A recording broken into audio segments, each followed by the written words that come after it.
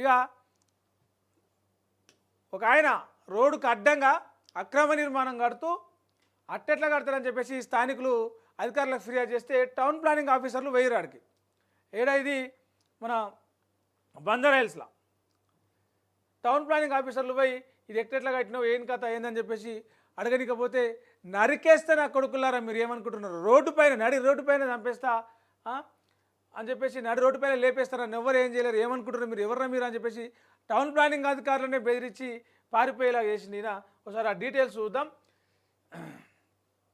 GHMC town planning అధికారులకు ఒక వ్యక్తి షాక్ ఇచ్చాడు, నరికేస్తా కొడుకల్లారా అంటూ బెదిరింపులకు దిగాడు.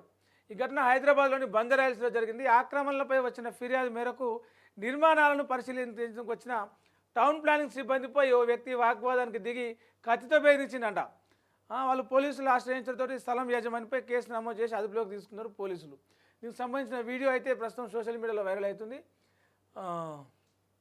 ఇక్కడ బంజారాహిల్స్ రోడ్ నెంబర్ 12లో వ్యక్తి రహదారిని ఆక్రమించి ప్రహరీ గోడ అంటే ఇల్లు రోడ్డుకు అడ్డంగా ఇది కడుతున్నాడు, కాంపౌండ్ వాల్ కడుతున్నాడు.